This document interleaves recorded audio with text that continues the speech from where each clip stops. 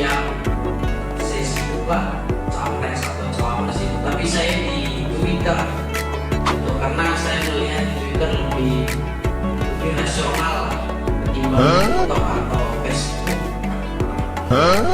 Dan di sana kebanyakan yang nge-tweet itu, influencer itu adalah anak muda. Makanya ketika tadi Mbaknya menyampaikan bahwa sudah sekarang apatis dan lain sebagainya terkait kondisi pemilu sekarang ini kayak masih adem aja, nggak terlalu panas, tapi di Twitter itu panas juga gitu, panas juga. Bahkan di sana anak-anak muda saling serang. Dan tahun 2024 ini enaknya itu lebih saling serang tentang gagasan, tidak seperti 2019 mungkin kita katakan, karena di sana banyak sekali politik identitas dan sebagainya. Tapi 2024 ini harus diakui itu caranya lebih bagus menurut saya. Itu yang ingin saya komentari terkait proses Pilpres kali ini. Lalu yang kedua itu pertanyaan saya khusus karena ini di ruang akademisi. Saya ingin menanyakan bagaimana independensi dari seorang akademisi dalam memberikan komentar, tulisan, opini. Karena seorang akademisi, setahu saya itu harus berpegang teguh pada prinsip dan kejujuran. Karena itulah pembeda dari akademisi dan orang biasa.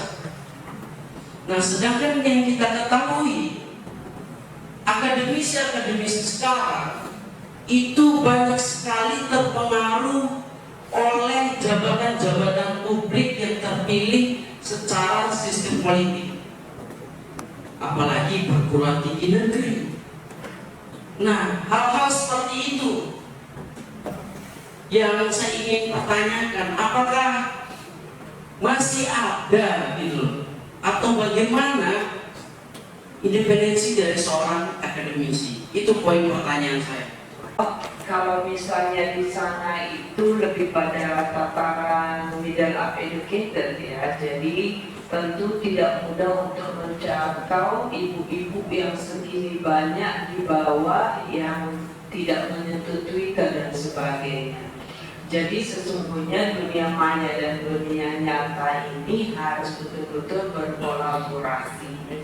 Ya, kalau misalnya kita hanya mengandalkan Twitter saja, Umar, saya rasa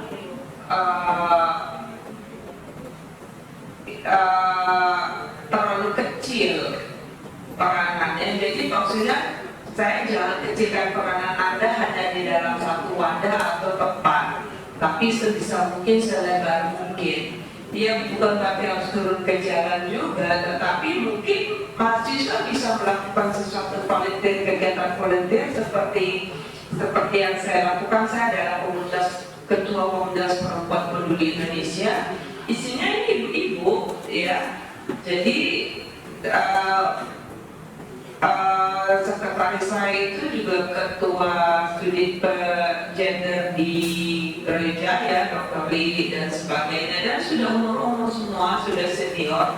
Tetapi kami mencari mahasiswa-mahasiswa dan juga relawan-relawan yang mau turun ke bawah untuk mencerdaskan pemilih tentang bagaimana menjadi seorang pemilih yang cerdas. Walaupun yang turun anak muda itu berantem sama emak-emak yang sudah pokoknya itu, tetapi at least we do something. Kita melakukan sesuatu dan berusaha untuk mencakup jangkauan yang lebih luas. Nah, ini juga agak sulit karena memang undang-undang mengharuskan memilih di tempat asal untuk calon legislatif, jadi agak sulit juga. Itu juga yang terjadi pada ketika tahun 2019. Kebetulan saya orang NTT dan saya mahasiswa NTT di sini banyak sekali. Ya, waktu itu kami sempat itu dengan teman-teman itu bagaimana mengupayakan supaya bisa memilih di sini.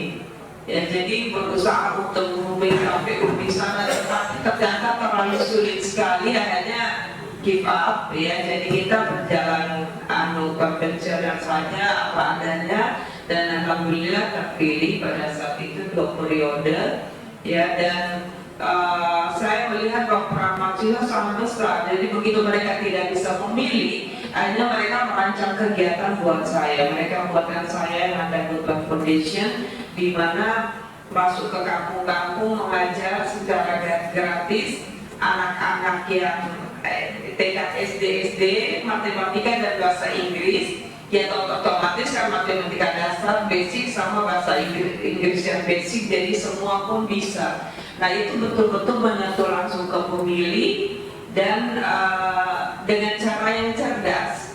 Sorry to say, bukan berarti kami akademisi jadi berharap semua orang cerdas. Memang mencerdaskan kehidupan bangsa itu kan harus ya.